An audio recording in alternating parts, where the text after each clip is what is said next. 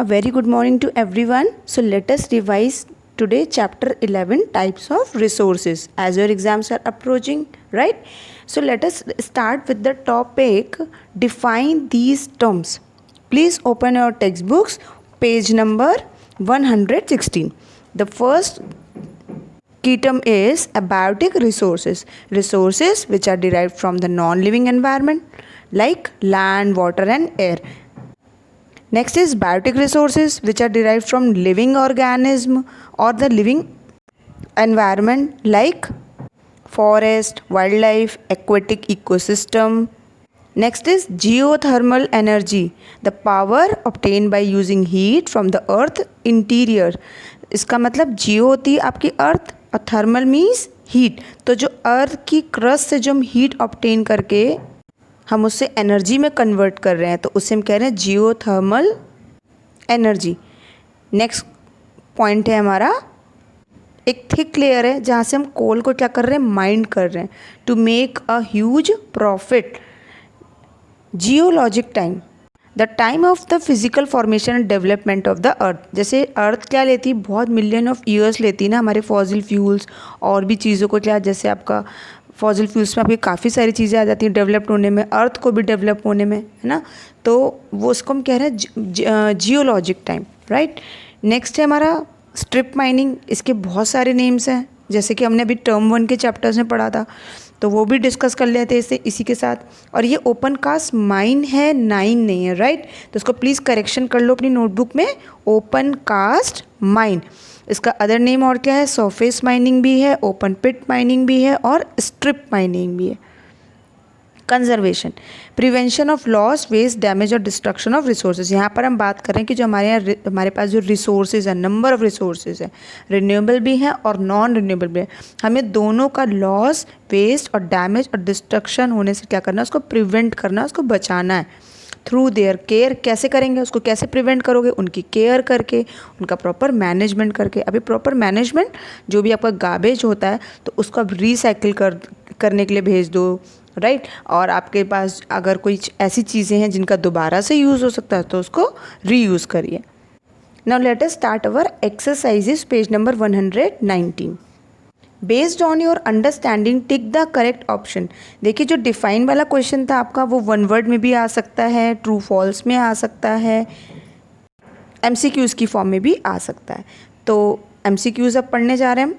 Geothermal energy is an example of potential resource. Why? Because ये वो resource है which are known to exist, जो हमें पता है एग्जिस्ट करते हैं, लोकेटेड भी हैं, बट अभी वो पूरी तरह से यूटिलाइज नहीं हो पाए हैं, डेवलप भी नहीं हो पाए हैं एट प्रेजेंट, बट फ्यूचर में इनका यूज़ और या फिर डेवलपमेंट होने के पूरे क्या है, चांसेस हैं। Next question, the water we drink is an example of renewable resource. क्यों? ये रिसोर्सेज कौन से होते हैं, विच कैन बी रिन्यूड और replenished in a very shorter period of time. Other example क्या है इसके, tidal energy, crops, forest, fisheries, wild life. Third question, renewable abiotic resources regenerate themselves through. देखो इसके दो आंसर्स हैं वैसे। रिन्यूएबल अबायोटिक रिसोर्सेज की अगर हम बात करें तो सिर्फ साइक्लिक है, लेकिन रिसोर्सेज रीजनरेट देमसेल्फ में रिप्रोडक्टिव भी है और साइक्लिक भी है, तो एग्जाम में कंफ्यूज मत होना। रिन्यूएबल अबायोटिक का आंसर सिर्फ और सिर्फ साइक्लिक प्रोसेस ही रहेगा। रिप्रोडक्टिव प्रोसेस किसका आंसर है, जो लिविंग थिंग्स की जब बात आती है वहाँ पर आपका क्वेश्चन आंसर बैठेगा reproductive. Don't get confuse. The Chipko Andolan was a movement against, Chipko Andolan में जिसमें लोगों ने ट्रीज़ को हक कर लिया था, है ना, ट्रीज़ को कट होने से रोक रहे थे, उत्तराखंड का है ना ये मामला, तो यहाँ पर वो ट्रीज़ को कट होने से रोक रहे थे, तो ये मैटर था deforestation. For many purposes aluminium can be used in place of. देखो एल्युमिनियम क्या हो गया है, जैसे आज हमारे कई सारे रिसोर्सेज स्कार्स हो रहे हैं ना, उसकी शॉर्टेज हो रही है, तो हम उनकी प्लेसेस पे दूसरे रिसोर्सेज का यूज़ कर सकते हैं, जैसे कॉपर का यूज़ कर सकते हैं कई सारे पर्पसेस में। और जैसे अगर कॉपर भी अगर स्कार्स हो जाता है फ्यूचर में, भाई अगर जिस तरह से यूटिलाइजेशन हो रहा है तो उसके लिए रिसोर्सेज तो धीरे धीरे क्या होंगे, शॉर्टेज होती ही जाएगी, है ना, तो फिर हमें उसका भी सब्स्टिट्यूट देखना पड़ेगा, बट अभी एल्युमिनियम का सब्स्टिट्यूट है copper. Second question is state whether the following statements are true or false and rewrite the incorrect statement to correct them. Exam में ट्रू और फॉल्स पूछता है तो you will mention only and only true और false. अगर इनकरेक्शन part पूछेगा तो ही आप फॉल्स के आगे मेंशन करना उसका correct part. So the first question is air is an example of a non renewable resource. अब बट इसका करेक्ट आंसर क्या है कि एयर जो है वो रिन्यूएबल रिसोर्स है. अगेन ये भी क्या हो सकती है, शॉर्टर पीरियड में क्या हो सकती है, रिन्यू हो सकती है. तो इसका आंसर फॉल्स हो गया. अ रिसोर्स में सपोर्ट लाइफ और सेटिस्फाई अ ह्यूमन वांट, तो आंसर इज ट्रू. वो रिसोर्स जो ह्यूमन की लाइफ को सपोर्ट करता है, उसकी नीड को, उसकी वांट को सेटिस्फाई करता है, उसे हम रिसोर्स कहते हैं. अगर वो हमारी लाइफ को सपोर्ट ही नहीं करता, हमारी वांट को सेटिस्फाई नहीं कर रहा है, तो वो रिसोर्स कैसे है ना. Most resources can be renewed through a cyclic flow process और अ रिप्रोडक्टिव प्रोसेस. अब देखो MCQ में क्वेश्चन था ना कि अभी रिन्यूएबल एबायोटिक रिसोर्सेज, तो वहाँ पर हमने आंसर दिया था साइक्लिक फ्लो प्रोसेस का. बट यहाँ पे वो मोस्ट रिसोर्सेज कह रहा है ना, इसलिए इसके दोनों ऑप्शन बनेंगे, साइक्लिक फ्लो प्रोसेस और, तो इसका आंसर हो गया ट्रू. फोर्थ क्वेश्चन है non renewable resources are evenly distributed and can only be exploited if they exist in sufficiently large amounts. अब जो नॉन रिन्यूएबल रिसोर्सेज हैं ये क्या इवनली डिस्ट्रीब्यूटेड है, यानी सब जगह इक्वल क्वांटिटी में. The answer is wrong. ये इवनली नहीं है, ये अनइवनली, यानी कहीं पर हैं ये मौजूद और कहीं पर ये नहीं है, या कहीं पर कम है और कहीं पर ज़्यादा भी हैं. तो और ये कब एक्सप्लॉइट किए जा सकते हैं, जब ये लार्ज अमाउंट्स में क्या करते होंगे, एग्जिस्ट करते होंगे. तो आंसर हो गया इसका false. The process of disintegration allows some non renewable resources to be used over a longer period of time. तो पहले इसका मीनिंग समझ लेते हैं. किस चीज़ का, नॉन रिन्यूएबल रिसोर्सेज का.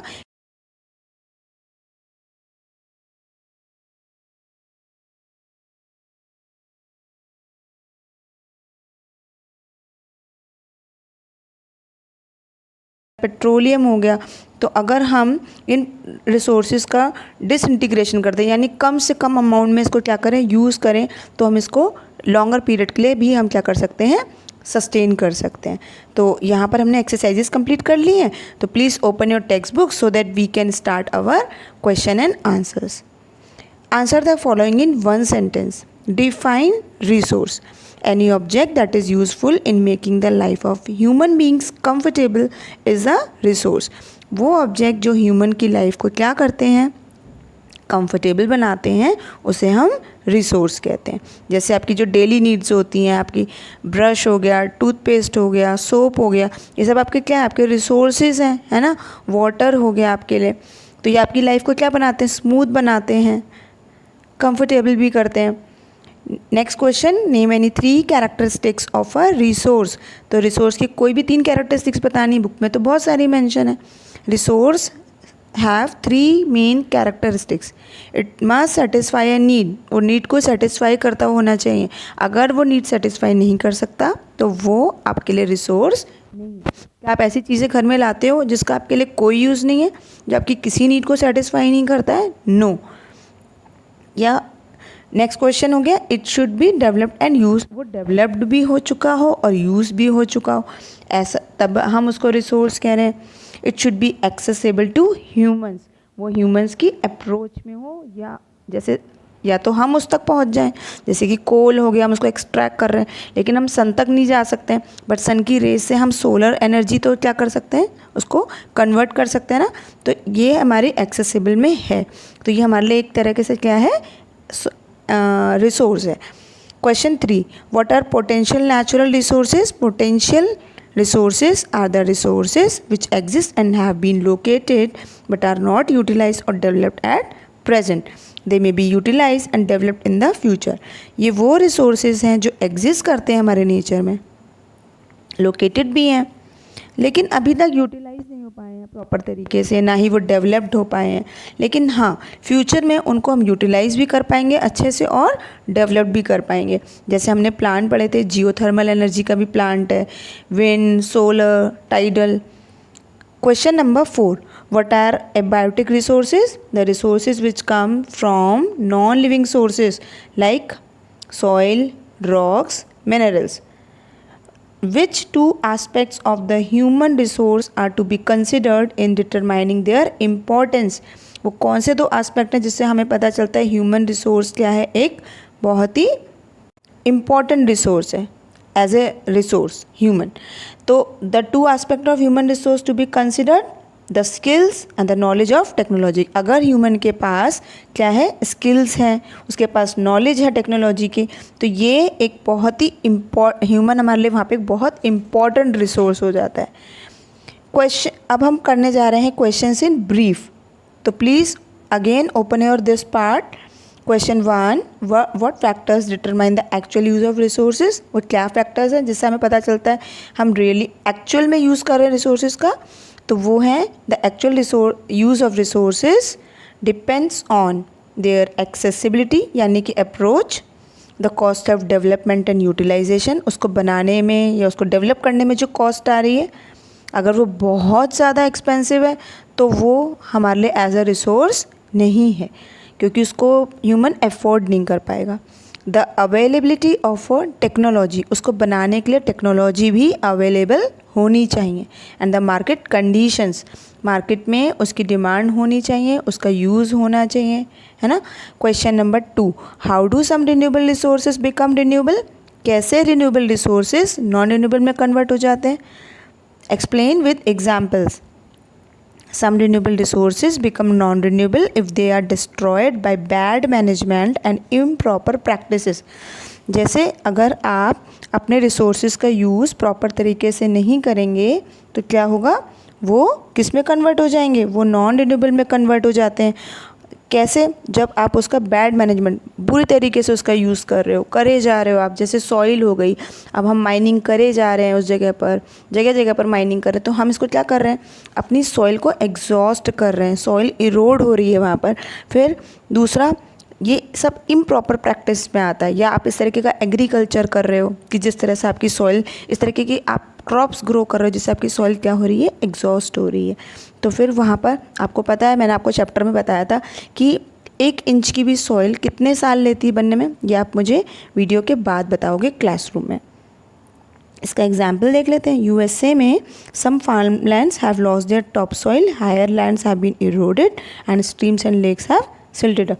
यूएसए में कई सारे ऐसे फार्मलैंड्स हैं जिनकी टॉप सॉइल आज क्या हो चुकी है, they have lost it because of some bad management, और इम्प्रॉपर प्रैक्टिसेस भी फॉलो कर रहे हैं वो. और साथ में हायर लैंड्स के जो सॉइल है वो इरोड हो चुकी है, और लेक्स और स्ट्रीम्स जो हैं, जो छोटी छोटी नदियां हैं, वो सब क्या हो गई, सिल्टेड अप. मतलब बीच पे जैसे आपने देखा होगा क्रैक्स पड़ जाते हैं ना, स्टोन्स आ जाते हैं बीच बीच में नदी के बीच में, तो उस तरीके से वो सिल्टेड अप हो गई है. Question 3, what are the characteristics necessary to become a resource. क्या कैरेक्टरिस्टिक्स हैं, यानी उसकी क्या फीचर्स हैं एक रिसोर्स बनने के लिए.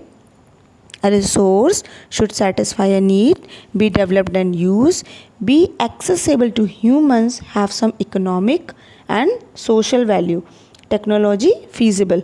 ये सारे ही पॉइंट्स हम वैसे डिस्कस कर चुके हैं. ह्यूमंस के अप्रोच में हो, डेवलप्ड यूज़ हो चुके हों, नीड सेटिस्फाई करते हों, उनकी कुछ वैल्यू हो, इकोनॉमिक, मतलब जब वो डेवलप हों तो वो नेशन के लिए इकोनॉमिकली वर्क करें, नेशन का भी वो क्या करें, मॉनेटरी टर्म्स में हम यहाँ पर बात कर रहे हैं कि नेशन का भी क्या करें, प्रोग्रेस करें. पता लगा उसको बनाने में क्या हो रहा है, हमारा और लॉस हो गया, तो हमने अल्टीमेटली टेक्नोलॉजी का भी मिसयूज़ किया, ह्यूमन का भी मिसयूज़ किया, टाइम का भी मिसयूज़ किया, हमारा उससे कोई बेनिफिट नहीं मिल रहा है. तो इकोनॉमिकली वहाँ पे ये बात हो रही है. और टेक्नोलॉजी फिजिबल मतलब उसको मीन्स उसको डेवलप करने के लिए टेक्नोलॉजी पॉसिबल होनी चाहिए, और अगर उसको बनाने के लिए ऐसी टेक्नोलॉजी ही नहीं है ट्रांसफॉर्म करने के लिए, तो अगेन वो हमारे लिए यूज़फुल रिसोर्स नहीं है. Question 4, how are abiotic resources different from abiotic resources. दोनों में डिफरेंस है. और ये लॉन्ग क्वेश्चंस जो हैं आपके, या शॉर्ट क्वेश्चंस हैं, ये सब आपके 1 word, true false, MCQs, fill in the blanks किसी भी फॉर्म में आ सकते हैं. So please learn each and every question. तो बायोटिक अबायोटिक में बहुत छोटा सा डिफरेंस है. बायोटिक जो लिविंग कंपोनेंट्स में मिलते हैं, और अबायोटिक जो नॉन लिविंग कंपोनेंट्स में मिलते हैं. एग्जाम्पल्स भी दोनों के हैं. बायोटिक के क्या हो गए, plants, animals, birds, other organism. और आपके बायोटिक में क्या होगा, air, soil, water. What is human made resource. देखो नाम में ही है, जो ह्यूमन ने बनाया है उसे ह्यूमन मेड रिसोर्स कहते हैं। ये कहाँ अब that are obtain by modifying natural resources, क्या करते हैं ये रिसोर्सेज को जो नेचुरली हमें मिल रहे हैं, नेचर से मिल रहे हैं, उनको मॉडिफाई करते हैं, उससे हम कहते हैं ह्यूमन मेड रिसोर्स। अब वो क्या चीज़ें हैं जिसके बेसिस पे वो कन्वर्ट करते हैं किसी भी नेचुरल रिसोर्स को, तो वो 3 चीज़ें हैं basically, technology, knowledge and skill. तो ये तीनों के बेसिस पे वो क्या कर रहे हैं, they are converting natural resources into usable forms. जैसे वुड से उन्होंने फर्नीचर बना लिया, डोर बना लिए, है ना, और भी बहुत सारी चीज़ें बनती हैं। और फॉर एग्जांपल मशीन्स हो गया आपका, व्हीकल्स हो गया, roads and buildings. Thank you and keep revising.